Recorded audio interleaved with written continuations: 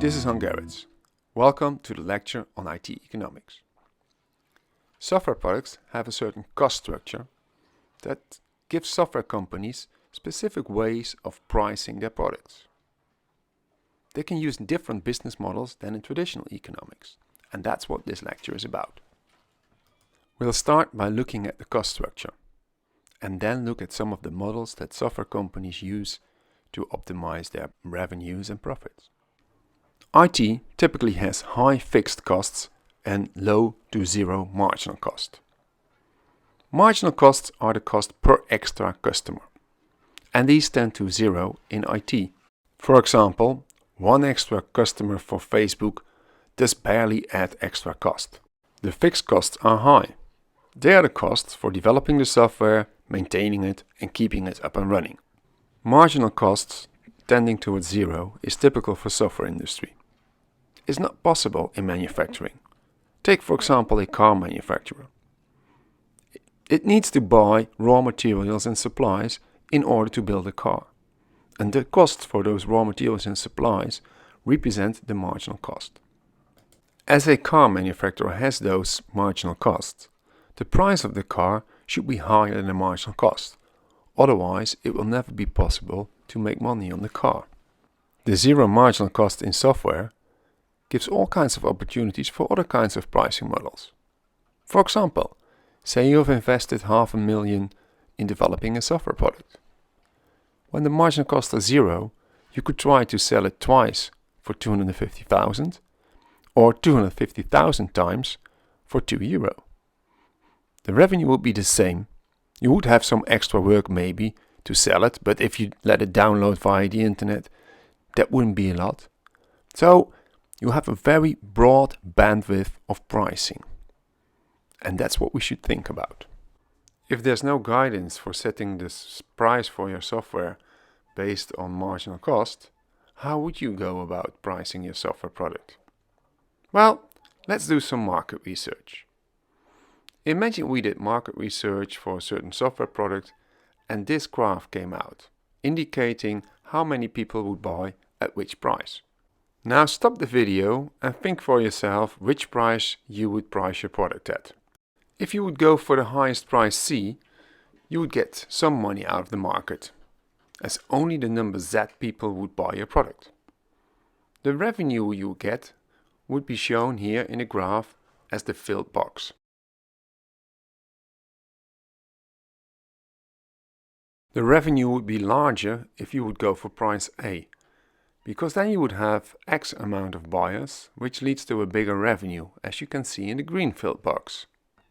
The revenue would be larger if you would go for price A, because then you would have X amount of buyers, which leads to a bigger revenue, as you can see in the green filled box. Setting the price at A would mean that you will get the biggest revenue. However, there are customers in the market that would have paid more if that would be the price for the product. So the question now is, how can we get them to pay more? The extra revenue in the market, represented by the people that wanted to pay price B or C, is called a surplus. The question now is, how can we make them pay more for the product? Software companies have found a way for that. They introduce multiple versions of the same product.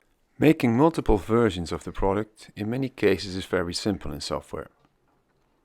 You make the most expanded product and then turn off some options for different lower priced versions. And that's exactly what we do in software. So we make a basic product at price level A, a premium product at price level B, and a top of the bill product at price level C. That way all customers can pay as much as they like and we get all the surplus from the market. Look for example at Microsoft Office. It's available in multiple versions. Home Edition, Professional Edition, Expanded Edition, you name it. The reason?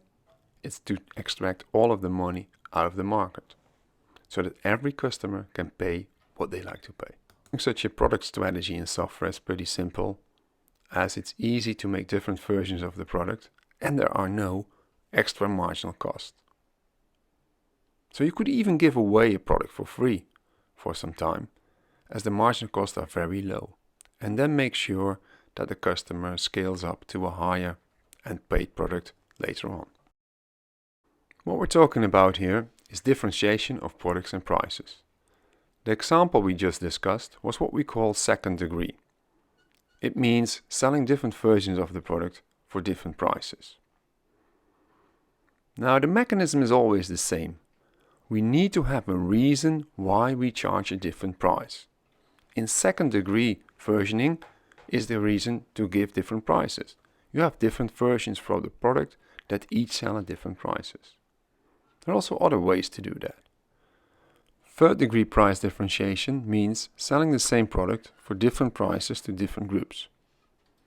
An example of that is that you as a student can buy software for a lower price than when you would go to a normal shop. The software producer makes the software available for students at a lower price. Now remember that software in many cases has marginal cost of zero. So even at a lower price, the software producer would make money on that. And they know that if the prices would be too high, you would have illegal copies of the software on your computer. Even more, when you get used to a certain kind of software during your studies, the chances are high that you keep on using that for the rest of your working life. First degree price differentiation means creating a product that has different kind of options in it that allow the customer to customize the product as they like. And what we see happening then is that due to the investment in customization, the customers are locked in even more. The cost of setting up a software package with a lot of variables can be very high. Take for example an ERP package like SAP or Microsoft Dynamics. There are literally 10,000s of variables that you have to set up in order to make the package work as you like it to work. That means that basically the client can't go away very easily, because then they have to do that same investment again. So that's why they say in first degree the software supplier has created a market of one. By customizing the software product, the client has created a lock-in. A lock-in means that it's hard to get away from the product. And the lock-in in this case is made by switching costs. Switching costs are the costs that you have to make when you want to switch from one supplier to another supplier. These costs can be broken down in 4 categories. The first category is installation. That's what we just talked about.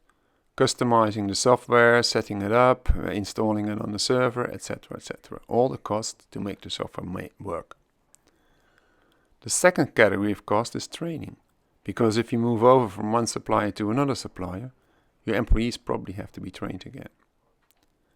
The third cost category is conversion cost. Those are the costs to take the data out of the old system and convert them into the new system, because you don't want to lose your history of data. The fourth category are transaction costs, the cost that you need to make the deal. It means searching for potential suppliers, having demos, setting up requirements, making a deal, have the legal affairs, etc. etc. All the costs to acquire a new software. So when these costs are high, you have high switching costs and you are locked in. From a customer perspective, that's bad, but of course, in this course, we're talking about developing an online business. It is good, because you can use that to increase your revenues and keep them on a high level. Now let's take a look at another model that software companies use to increase their revenues. It may have occurred to you that many software products aren't sold alone, but always in bundles, like for example Microsoft Office. Why is that? Well, let's take a look at that. Say you do market research for PowerPoint and Excel in pricing. And well, this of course is a very small example. We have 2 data points, Peter and Angela. Peter is a consultant and he says, well, you know, I want to pay 150 euros for PowerPoint. Excel, I use a lot less, so maybe I'll pay 70 euros for that. Angela is an accountant. She says, well, Excel, that's my daily thing. 130 euros, that's my maximum price. And for PowerPoint, I'd pay 80. Now imagine that you are the marketing manager and you have to set the prices for these products. What would you do? Stop the movie and think about it. If you look at it product-wise, you'd probably come to the conclusion that you would sell PowerPoint for 80 and Excel for 70 euros, because then both clients would buy it. That would deliver you a revenue of 300 euros in total. However, what you do then is that you look at the pricing per product and optimize that. Now, let's take a look at the bundles. Which price could you charge for them? Yes, exactly. 210 euros. Meaning that your total revenue would be 420. Substantially more than the 300 when you would have priced them as separate products. That's why we see so much bundling in software. Because it delivers higher prices and because, again, the marginal cost of almost zero make it very simple to do. Apart from creating higher revenues, bundling also means that customers might buy the bundle and thereby are not in the market for the individual products anymore. So there's also less competition.